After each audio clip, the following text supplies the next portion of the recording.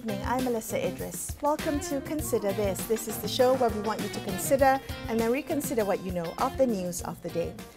Autism spectrum disorder affects thousands of Malaysians, yet awareness and understanding of this condition remains limited.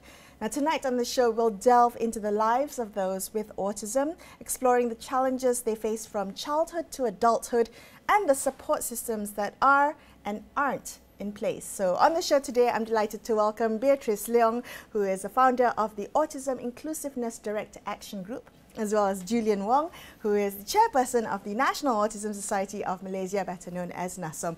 Welcome both of you to the show. Thank you so much for being here with me.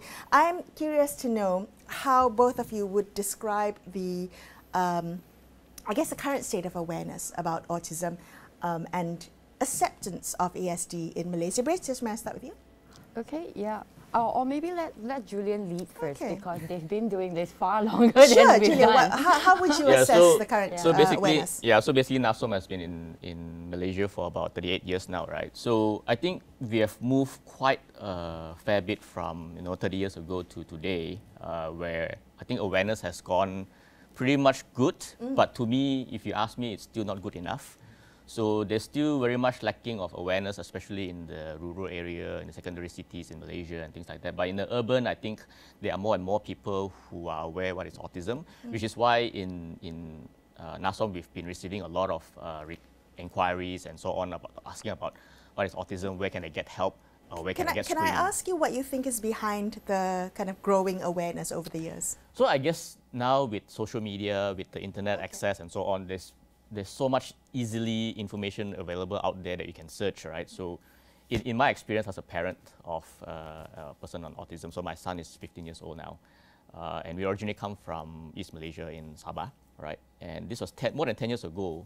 We almost don't know anything about autism, but we suspect something is not right with our son, right? But at that point of time, there's internet available, but limited information available on autism. But fast forward today, there's so much information about autism, you Google for it, you can get all the information and so forth. So I guess the awareness message has spread pretty fast with the help of the social media, with the help of internet access, and the help of technology. Okay. Well, just to add on to what Julian has said, I'd love to hear what you think is the level of awareness, but also the level of acceptance. So awareness is one thing, right? Awareness of ASD and its symptoms, but what about the acceptance of receiving such a diagnosis? I think before we actually address what's acceptance, because acceptance is always something that takes time, and every new thing that's being put on the table for anyone, it will take time. And what I wanted to also go back, and I always believe in going back to the source or the foundation of it. When we talk about autism awareness, I concur with Julian that, it could be better. But there is an advancement because of the rise of social media and information and internet availability that's out there. But are we discerning the information that's being put out on autism? Okay. What are we aware of? We may now know and recognize the word autism, but but what do we know about the information that's being put out there? So there's different ways of looking at it. Like, I think one of the newer, are we aware of the newer conversations? Are we aware of the newer research that's coming out? Or are we still holding on to a lot of very old ideas of what autism is? Autism, at the tip of it, I believe, and I strongly believe in this, is we only know maybe less than 10% of what we know today. The brain is such an amazing thing, and this is a neurological condition. It's not a disease. It's not a disorder. I don't believe it is, because I look at it from a very social point of view, where autism is autism, but the word disorder comes because it's a medical diagnosis. So the medical faculty and society recognize it as, you're not perfect, you're not right, but it's only one part of what defines what's autism. So that's why I think what we are aware now, I want to see more of how we're reframing newer conversations about autism. Can you give me an example of some of the things that we have learned about autism in the past 5 to 10 years that has changed the way that you look at autism and you think society should also pivot or change? I'm a kid that grew up, I'm still a kid, I'm a kid that grew up in the 80s. internet wasn't available, autism was just at the start of being recognized everywhere else. So although I had problems with dyslexia, I had issues with with food, I definitely had emotional regulation issues. I have profound sensory issues that wasn't recognized. Not because I didn't show this trait. I'm pretty sure my parents had a hard time, my family had a hard time then, but we didn't have the tools then and the awareness and the knowledge then, even from clinical itself.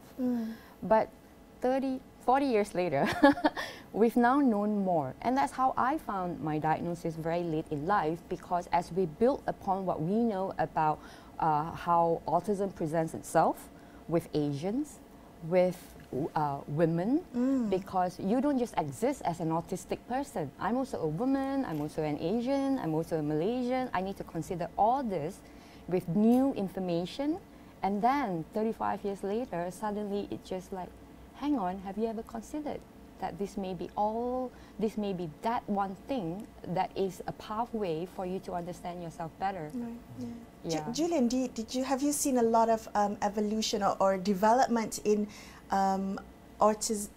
research about autism or knowledge about autism from the kind of medical community and beyond in the last, say, 15 years? How old your son is now? Well, yeah, so my son is 15 years old. So I think the thing is about autism is there's always continuous research done by anyone, medical, doctors, and so on. But there's still no conclusion in terms of their research and so forth, right? People trying to find out what's the root cause. Until today, I think nobody knows what's the root cause or where it comes from, right? People can claim it's from genetics. There are multiple studies on this, right? Or whatever it is. So, but there's no conclusive results that show what is actually the root cause, right? And as I agree with Beatrice, we have to continue to look at the evolvement or the changes of autism, right? Every time it's changed. So recently, I've read an article where, I believe it's a medical person who claimed that autism can be reversed because it's based on the research of 2 children. So to me, the sampling is maybe not big enough, right? It's only 2 children. But after all, they went to the press and they claimed that, there's possibility to reverse autism, which I find it hard to believe because I have a son of my own. We've tried every possible way to so-called reverse and put him back to normal, right? But I don't think it's possible. So for us as a parent, we just can continue to ensure that they be as independent as possible, right? Can live on their own, and give them as much help as possible. Get the society to accept them, and things like that. Because for me, if I put my son to the public now, he won't be able to probably survive at this age. So we continue to bring him out to the public so that he can familiarize with the situations and so on, so that he can think for himself how to react when something happens. Okay, so in terms of being a caregiver or being a family member of someone who has autism, what support did you wish you had when your son was younger or when he was first diagnosed, if I may ask? Yeah, so if I were to backtrack back to our hometown, the most support that we wanted was the help from the hospitals, right? Or services that provide, providers that can provide services for autism.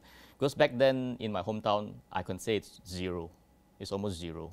There's no help at all. But the journey of me in the last 10 years has been pretty much, I guess, lucky, because I moved to KL because of job promotion, right? So when I discussed with my wife, I said, this is actually an opportunity for us to find help in KL because there's so much help more in West Malaysia than in KK.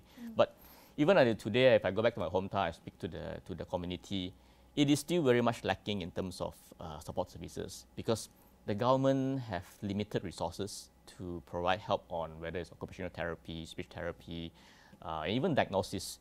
They only have, in fact, 10 years ago, they have 1 child psychologist in Sabah. Now, there's no more. So it's a visiting child psychologist from Kuching that goes every 3 months. So it seems like, we hope that the support gets better, but it seems that the support doesn't get better or maybe even get worse. So as a society, we're trying to provide help that is not available in KK, for example, right? So we've few years ago, we brought in our psychologists there to do screening and diagnosis for about a week. So we get people to come and do the screening and things like that. But I think we really need help and support from all parties, actually, not just government, but all parties to help us in terms of offering services in a lot of locations, because Malaysia is such a big country, right? So there's still states which have probably zero, like Sabah, maybe Kelantan, is still like maybe lacking of services in those areas. A lot of it is KL centric, isn't it? It's more to urban. Yeah. Beatrice, when you think about the current ecosystem of support available for those with autism, for their family members and their loved ones, what's missing? Where are the biggest gaps that you wish was highlighted more, that you wish were not there? I wish that the gap was closed by having more autistic representation, so that we can actually relook at this ecosystem. And that's actually and that's really why, a big reason of why I'm doing a lot of what I do, because when you look at what's happening at the moment, there's a huge burden on the autistic person to conform, to participate, to learn new skills, to participate. But let me tell you, we are 1%. What about the 99% that makes up Malaysia? What about the 99% that makes up the world as well? So I think we also need to understand that every time we talk about a minority group, and I look at autistic as a minority, and we are part of a larger minority group, which is the disabled community, right? Why are we doing the burden of needing to live a life that's defined by the majority? You see? And this comes into play. This whole ideology is actually what disability justice is about. It's about turning to disrupt this ecosystem, to now rethink about actually all of this pathway that we've been providing, the policies that we've been writing. Have we ever considered that? Have you asked an autistic person, is this the life that you want? Is this the support that you need? Is this what you wish your parents would do for you? And I'm also glad that Julian brought up that research. I think it was a huge topic among the autistic community over the last few days, because when I'm going to use the word, the audacity of someone even trying to say that I want to reverse someone's autism. Yes, I understand autism comes with challenges. I've lived with a lot of challenges, and I still do. But do I want to change who I am at my core? I don't. It's my identity. I don't want to change who I am as a person, and I am an autistic person inside out. And that's where actually I think it's, you know, when we talk about ecosystem, it's not working. If it had been working, 2024, we could have reached somewhere in terms of acceptance and awareness. Why is NASOM still doing so much campaigns that they're doing widely? Why is Aida fighting so hard for ourselves to be heard, right? So I think we sometimes need to be able to think over, what is this ecosystem that we are talking about? Am I part of that ecosystem? I'm not a victim. Right. Are you saying that people with autism often don't have a seat at the table when decisions are being made about them? It's really, really hard. It's really, really hard. I kind of agree with that statement though, because like we've engaged with a lot of parties, especially like the government and things like that, and most often, you know, the other societies of other disabilities would ask, are you not on this committee? It's like, well, I've not gotten an invitation, right? So, like, I do agree with Beatrice, you know, sometimes, or maybe most of the time, we do get left out in the community, right? You know, people don't think about Why autism. do you think that is, Julian? Well, I don't think it's more to, there's no awareness and things like that. But you see, sometimes I also have to understand, or I have to put in my shoes of the other stakeholders, right? There are so many other types of disabilities out there, right? And they have to look after every one of them. That's like the government have to look after every one of them. So if we were to go in there and say, hey, please help the autistic community, then the other party will say, oh, what about the deaf community? What about the blind community? What about the dyslexic community? There's so many other communities that they need to look after. So I was having a conversation, or I had a meeting with this YB Senator for OKU, YB Isaiah, last week.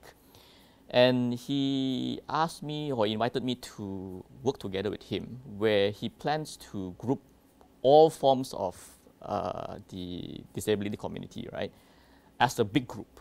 So instead of us, NASOM, going in there alone and fight for the rights for autism, we should go in with multiple organizations and you know, ask for whatever policies that needs to be done, whatever request that needs to be done.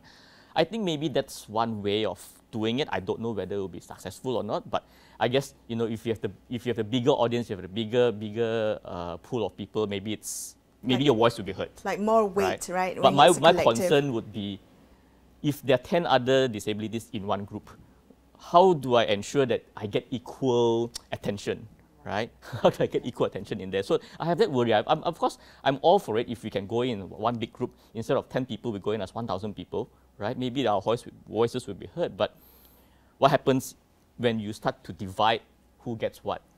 That's my concern, right? So it's something we have to figure out. But we've tried everything, especially like we've gone in alone for so many years now, and most often the progress is slow, right? We've seen some progress, but it's slow. But maybe it's something that we need to try to go in as a group. We form an alliance together, and we make our voices heard.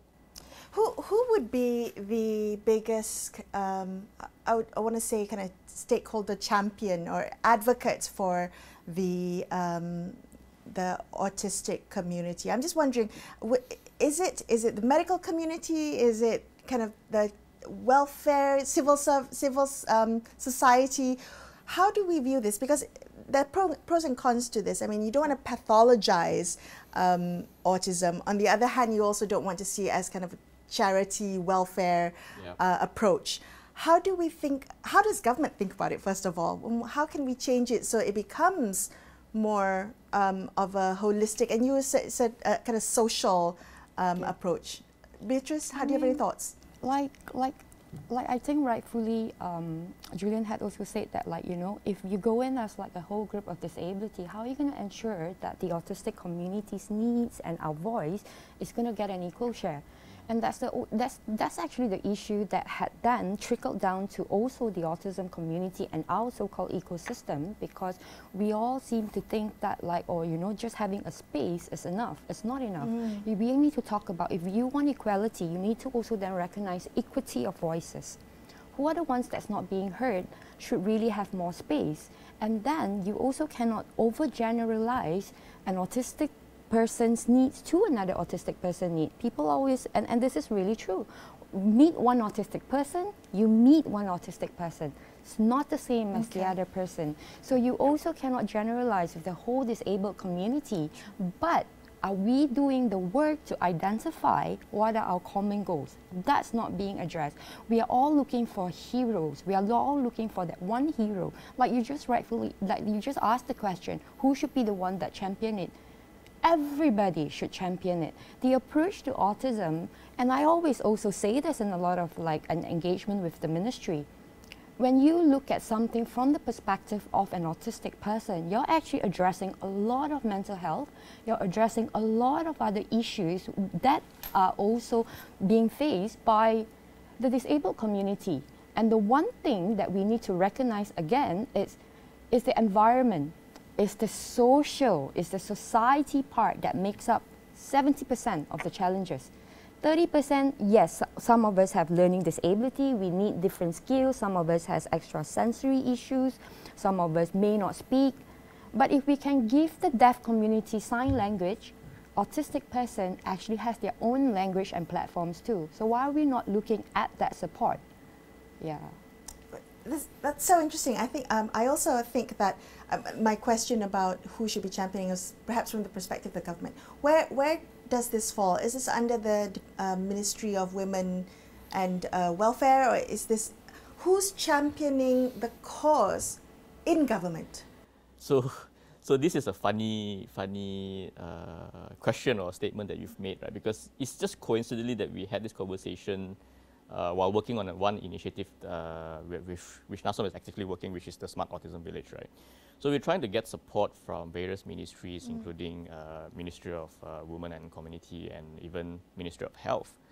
And you know, upon approaching the officers for Ministry of Women, they said, oh, I mean, just to quote them, it says that autism is not under their ministry, Not right? under their Please purview. refer Okay. to Ministry of Health. But when you go to Ministry of Health says, we're not sure, Okay. right? So if they have this challenge among themselves, then we are the one that are the one who is going to be sidelined, right? Being pushed around from one department to the But other. to put that to put it in a more positive way, after speaking to Ministry of Finance, an officer actually called me up and said that how can we help? Okay. At least there's an officer that says, okay, how can we help, right? Do we need to engage with NASOM more? Do we need to engage with your autistic community more? I said yes, you need to engage with all of our communities and see see what their needs are, right? Is their needs having more screening, having more services in all of the towns in Malaysia and things like that. So I told her that we need to engage and have a regular conversation on this. But nevertheless, in terms of which ministry it falls to, I would say it's still going to fall into Ministry of Welfare, because for NASOM, we actually receive welfare grant. And the welfare grant comes from Ministry of Welfare and Women and Community, right?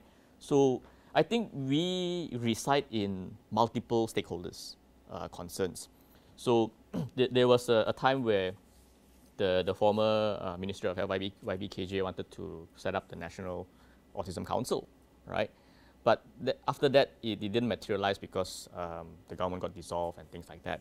So when we do a follow-up, apparently internally, there's a lot of stakeholders that do not agree to have a single council for autism.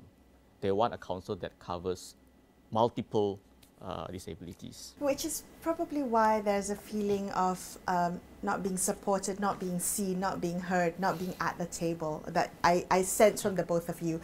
In the time that we have left, I'm curious to know, I mean, this is a conversation that goes far beyond the 25 minutes that we have today, but I would like maybe to get from the both of you what you would like to see in terms of policy change. This is usually a conversation about policy, and if we were to kind of boil it down to what policy change would be most beneficial for someone living with autism, for someone taking care of someone living with autism, what would you both like to see and would like people to hear about? Julian, if I may begin with you. Yeah, so I think in terms of policies, right, we do need support from the government, or even like a legislation that does not discriminate, maybe not just autism, but all kinds of disabilities, right? Because the biggest challenge now, I would say NASOM, we are very good in dealing with kids from 3 years old up to teenagers, but we are lacking of programs from the young adults to adults. So adolescent to right? adulthood, Yeah. okay. So the part we are missing is where, you know, we're trying to get employment for our autistic community. And we have members who have gone to interview and declare themselves as autistic, right? But he pretty looks as normal as anyone else.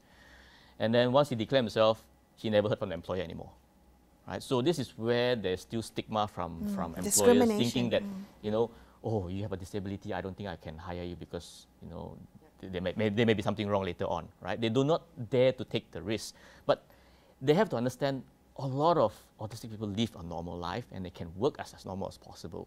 So ended up, this person has to lie about his condition, right? He goes to the next employer and he never declares himself, and he got a job, right? But why should we force somebody to hide themselves from what they have, right? Beatrice. And that really sum it up because of how fragmented and how they're forced, a lot of autistic are forced into a situation where they can't even recognize themselves as an autistic person. So because we don't recognize intersectionality, an autistic person's life doesn't just sit under the Women's Ministry welfare.